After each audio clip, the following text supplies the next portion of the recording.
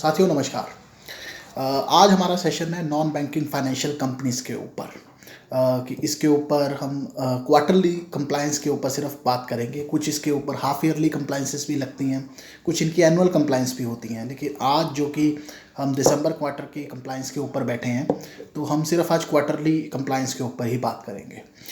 Non banking financial companies को licence मिलता है थ्रू आरबीआई। ये अपना जो बिज़नेस है फाइनेंशियल मोड में कर पाती हैं, और इस क्योंकि इनका मेन जो ऑब्जेक्ट होता है वो मार्केट में पैसा लेंड करना होता है, और इनके जो फंड रेजिंग के सोर्सेज होते हैं वो बैंक्स भी होते हैं, वो पब्लिक भी होती है, और प्रमोटर इन्फ्यूजन ऑफ कैपिटल भी होता है। तो पैसे का लेन देन करने के लिए जो कंपनीज एस्टेब्लिश की हैं, जिनको बैंक से नहीं फंडिंग हो पाती, और जो छोटे बिजनेस को या किसी और चीज़ों को NBFC आरबीआई ने ऑथराइज़ की हुई हैं। इसको अगर आपने कंपनी पहले शुरू करनी है, आपको कंपनीज एक्ट में रजिस्टर करना पड़ेगा, एक ट्रैक रिकॉर्ड बनाना पड़ता है। उसके बाद फिर आप अपनी एप्लीकेशन आरबीआई के पास लगाते हैं। अगर उन्हें ठीक लगता है कि लाइसेंस देना वाजिब है तो आपको लाइसेंस मिलता है, वरना आपका केस रिजेक्ट हो जाता है। तो इसकी लाइसेंस की और एप्लीकेशन प्रोसीजर की क्या प्रोसेस है, उसको हम किसी और दिन डिस्कस करेंगे। आज हम सिर्फ NBFCs होती क्या हैं और इनकी क्वार्टरली कंप्लायंसेस क्या हैं, उसके ऊपर स्ट्रिक्ट रहते हैं। देखें, मेनली जो मार्केट में एक नॉर्मल NBFCs चलती हैं, वो दो तरीके की NBFCs चलती हैं। एक डिपॉजिट टेकिंग NBFCs होती हैं, एक नॉन डिपॉजिट टेकिंग NBFCs होती हैं। डिपॉजिट टेकिंग NBFCs का मतलब ये है कि वो इंडिविजुअल से मार्केट में जाके डिपॉजिट उठा सकती है। डिपॉजिट वो 1 साल का भी हो सकता है, 3 साल का भी हो सकता है, 5 साल का भी हो सकता है, upon the basis of terms and the condition and the asset size of the company. Non deposit NBFCs वो होती हैं जो किसी इंडिविजुअल से जाके मार्केट से में लोन नहीं ले सकती। उनके ऊपर बड़ी रिस्ट्रिक्शंस होती हैं नॉन डिपॉजिट NBFCs के ऊपर। अगर उन्होंने इंडिविजुअल से लोन लेना होता है तो बड़ी उसकी टर्म्स एंड कंडीशंस हैं, क्रेडिट रेटिंग की हैं, इंश्योरेंस की है, तो काफ़ी चीज़ें हैं जो उन्हें फुलफ़िल करनी पड़ती हैं। अदरवाइज़ वो इंडिविजुअल से लोन जल्दी जल्दी उन्हें नहीं मिलता है। लेकिन डिपॉजिट टेकिंग में आप इजीली जाके मार्केट से फंड रेज कर सकते हैं, तो ये एक बड़ा फ़र्क है। उसके बाद एक सिस्टमेटिक इंपॉर्टेंट कंपनीज होती हैं NBFCs नॉन डिपॉजिट, जिनका asset size more than 500 crore होता है, उसे सिस्टमेटिक इंपॉर्टेंट कहा जाता है। और जो कोर इन्वेस्टमेंट कंपनीज होती हैं with asset size of systematic important of 100 crore, वो भी सिस्टमेटिक इंपॉर्टेंट पे फॉल होती हैं, जो कोर इन्वेस्टमेंट कंपनीज होती हैं। उसके बाद क्या काम कर सकती हैं NBFCs? फैक्टरिंग कर सकती हैं, माइक्रो फाइनेंशियल इंस्टीट्यूशंस, छोटे छोटे व्यापारियों को लोन दे सकती हैं ये कंपनीज। इंफ्रास्ट्रक्चर डेट फंड, कई ग्रुप कंपनीज को वो फंड रेज करके अपनी ग्रुप कंपनी जो कोई बड़ी कंस्ट्रक्शन कंपनीज हो उनको लोन दे सकती है, या फिर इंफ्रास्ट्रक्चर डेवलपमेंट के लिए पर्टिकुलर जो फंड सैंक्शंस होते हैं उसके ऊपर ये लेंडिंग कर सकती है। हाउसिंग फाइनेंस कंपनी, अगर आपने कोई होम लोन लेना हो तो जो कंपनीज आपको होम लोन देती हैं, इसकी अगर हम एग्जांपल देखें जैसे दीवान हाउसिंग एक बड़ा एग्जांपल है, उसके बाद Punjab national, PNB housing finance, तो ऐसी कुछ हाउसिंग फाइनेंस कंपनीज हैं जो कि आपको घर खरीदने के लिए पैसा देती हैं। उसके बाद core investment companies, infrastructure finance companies, किसी जैसे कोई इक्विपमेंट्स खरीदने के लिए, आपको कंस्ट्रक्शन इक्विपमेंट्स खरीदने के लिए पैसा चाहिए, तो ऐसी कंपनीज वो काम करती हैं। उसके बाद लोन कंपनीज जो सिंपल आपको एक लैब देती हैं, लोन अगेंस्ट प्रॉपर्टी या unsecured loan to run the business. Investment companies जो कि पर्टिकुलर इन्वेस्ट करती हैं, एज ए वेंचर कैपिटलिस्ट भी इन्वेस्ट करती हैं, या फिर आप कह लीजिए फॉर द फॉर्म ऑफ किसी सिक्योरिटीज़ में भी इन्वेस्टमेंट्स का इनका मेन जो कोर होता है वो इन्वेस्टमेंट्स एंड लोन में रहता है।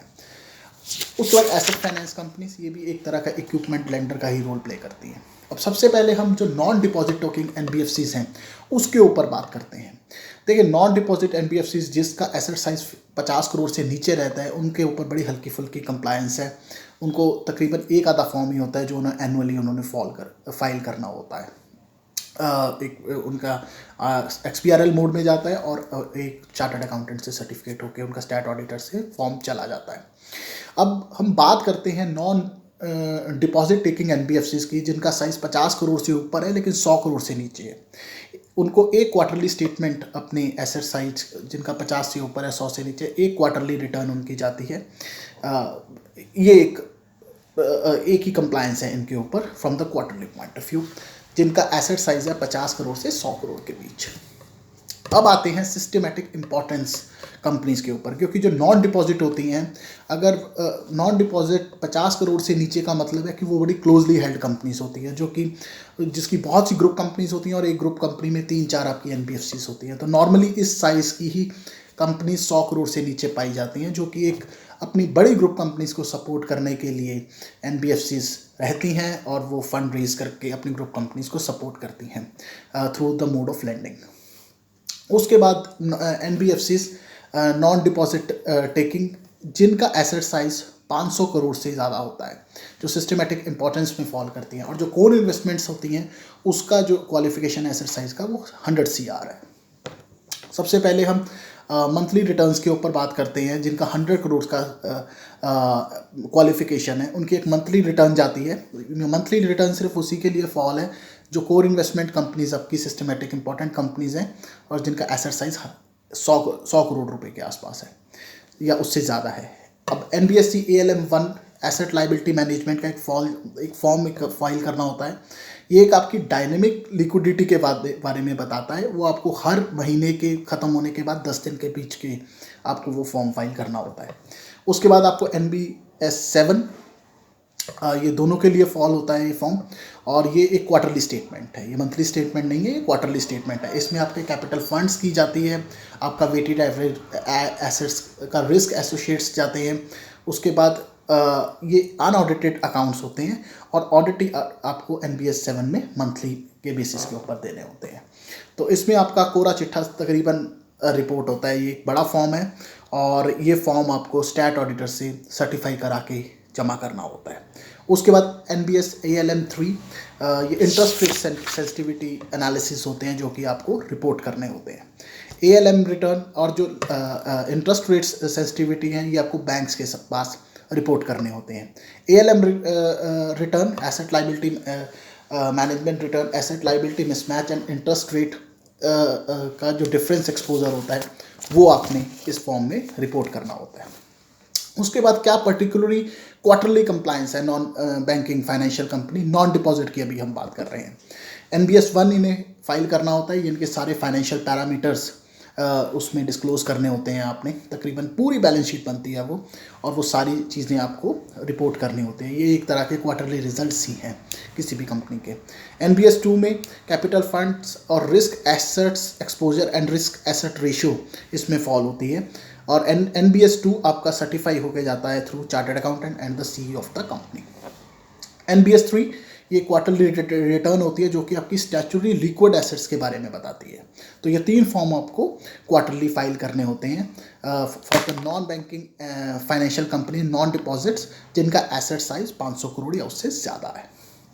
उसके बाद हम बात करते हैं non all residuary non banking finance companies की।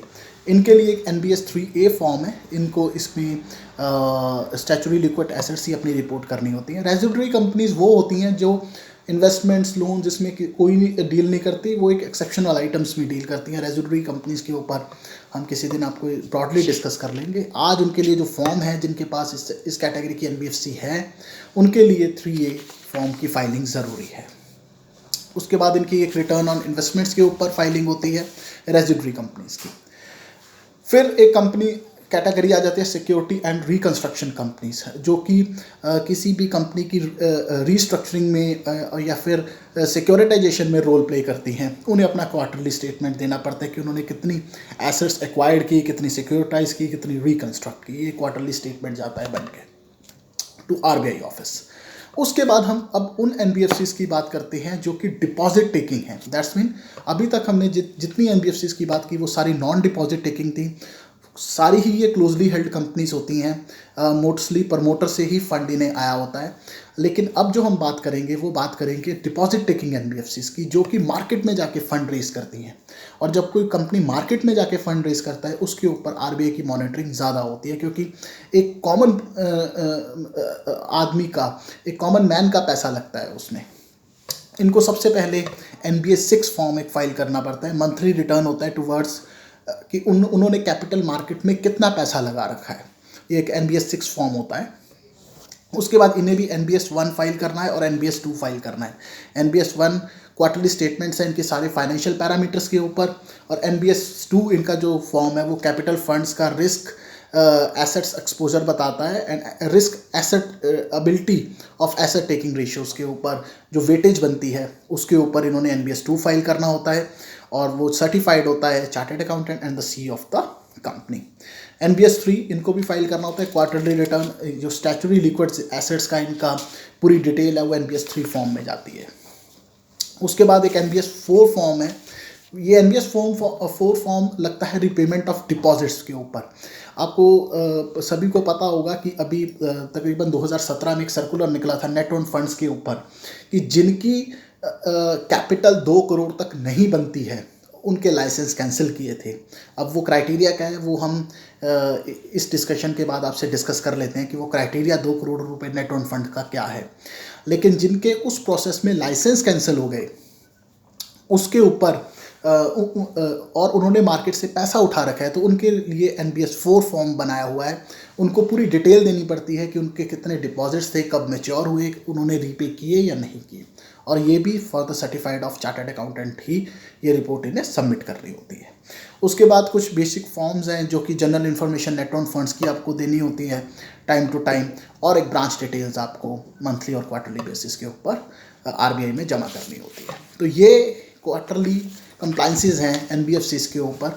हल्के फुल्के कुछ कंप्लाइंसेस हाउसिंग कंपनीज़ के ऊपर कुछ और हैं, जिनके पास हाउसिंग कंपनीज़ हैं उनके पास क्वालिफाइड पर्सन्स हैं, वो इजीली इसको टेकअप कर सकते हैं।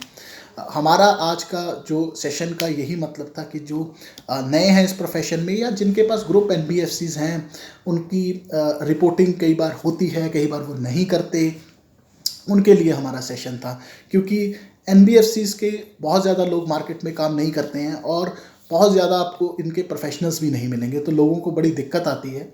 और इसके ऊपर कोई ख़ास एलेबोरेशन और इतनी ज़्यादा एक्सप्लेनेशन भी नहीं है और सोर्सेज के ऊपर, तो हमारा यही पॉइंट ऑफ व्यू से था कि आपसे डिस्कस किया जाए इनके ऊपर।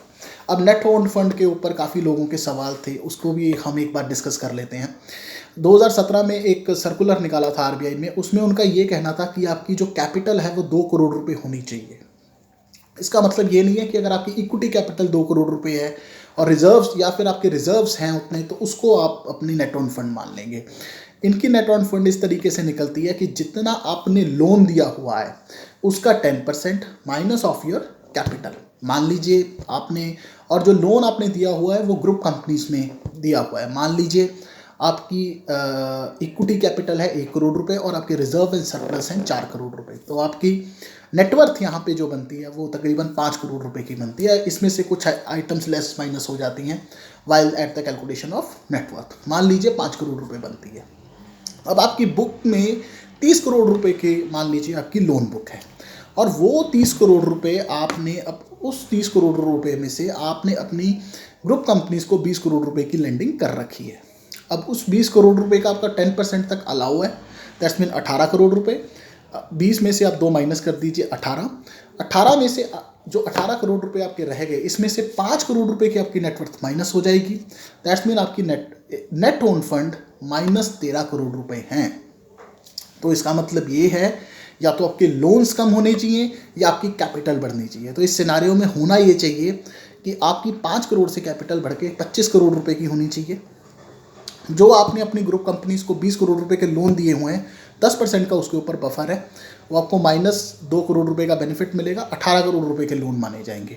तो 18 माइनस 25 करोड़ की जो कैपिटल है आपकी नेटवर्थ थी, 25 करोड़ रुपए में से 18 करोड़ रुपए माइनस होकर आपकी नेट ओन फंड 7 करोड़ रुपए निकलेगी, जो कि पहले माइनस 13 करोड़ रुपए थी इन नेगेटिव। तो आरबीआई का मेन मतलब ये था कि आप लोन उतना ही लें जितनी आपकी नेटवर्थ की क्षमता है। कई एनबीएफसीज की ये देखा गया कि बहुत कम नेटवर्थ है, लेकिन उनके वो बहुत ज़्यादा लोन ले लेती हैं और उन्होंने बहुत ज़्यादा आगे लोन दिया होता है, फिर वो रीपे नहीं कर पाती और मार्केट्स में डिफ़ॉल्ट होते हैं। तो इस चीज़ को रोकने के लिए आरबीआई ने अपना एक क्राइटेरिया सेट किया था और बहुत सी एनबीएफसीज इंडिया में वो क्राइटेरिया में फॉल नहीं हुई, इसकी वजह से उनके लाइसेंस कैंसिल हुए। तो अगर आपका भी कोई ऐसा केस हुआ है तो आप हमें कांटेक्ट कीजिए उसके ऊपर, उसको फिर ठीक कैसे किया जाए या उसके कॉन्सिक्वेंसेस क्या हैं या रेमेडीज़ क्या हैं आपके पास, उसके बारे में हम आपसे डिस्कस करेंगे। अगर आप कोई ऐसी प्रॉब्लम फेस कर रहे हैं कि आपके लाइसेंस वगैरह कैंसिल हुए हैं, तो ये एक नेट ऑन फंड का फॉर्मूला है। तो ये सारी चीज़ें हैं। या फिर अगर आप किसी नेगेटिविटी में आपकी नेट ऑन फंड की जो हमने अभी आपको फॉर्मूला बताया, अभी आपको कोई नोटिस आया है या आप उस स्टेज में ऊपर हैं, तो उसके ऊपर भी वर्कआउट चीज़ें हो सकती हैं और उसके ऊपर भी काफ़ी कुछ है। तो अगर आप कोई भी ऐसी प्रॉब्लम से साथ गुजर रहे हैं तो आप डेफ़िनेटली ग्रुप में पोस्ट कीजिए, हमारे सीनियर मेंबर्स आपको उसके ऊपर डेफ़िनेटली रिस्पॉन्ड करेंगे। और हमारी कोशिश यही है कि सभी लोगों को इस चीज़ के बारे में अवेयर किया जाए और जो भी आपके पास ग्रुप एनबीएफसीज हैं उसकी आप कंप्लायंस बड़े अच्छे और ढंग से करें। जो भी हमने डिस्कस किए हैं मैं कल आपको ग्रुप में ये सारी चीज़ें भेज दूंगा थ्रू नोट, तो आप इसके तरीके से अपनी प्लीज़ कंप्लायंस कीजिए और अपनी सारी जितनी भी आपकी ग्रुप एनबीएफसीज हैं उनका पूरा ठीक ठाक ध्यान रखिए, ठीक ठाक उसे वेल मेंटेन कीजिए। फिर भी आपका कोई भी सवाल हो आप हमें भेजिए, हम आपको डेफिनेटली उसके ऊपर रिस्पॉन्ड करेंगे। तो अगली बार हम किसी आप कोई अगर किसी सेपरेट टॉपिक के ऊपर चाहते हैं तो आप हमें लिखिए, वरना हम कंप्लायंस के ऊपर आपसे जुड़ते रहेंगे। अगर एनबीएफसीज के ऊपर कोई और बड़ी खबर आती है तो हम डेफिनेटली आपके साथ जुड़ेंगे। तब तक आप अपना ध्यान रखिए। और भी कंटेंट्स के लिए प्लीज़ आप हमारा चैनल नोटिफाई कीजिए, सब्सक्राइब कीजिए, क्योंकि इस चैनल के ऊपर हम सिर्फ आरओसी या एनबीएफसी के ऊपर रिस्ट्रिक्टेड नहीं है। यहाँ पे GST, income tax, sale tax, services, हर चीज़ के ऊपर ब्रॉड डिस्कशन होती है। तो प्लीज़ आप हमारा चैनल नोटिफाई कीजिए, सब्सक्राइब कीजिए। कल हम आपके साथ किसी और बड़े मैटर के ऊपर जुड़ेंगे। Thank you for watching.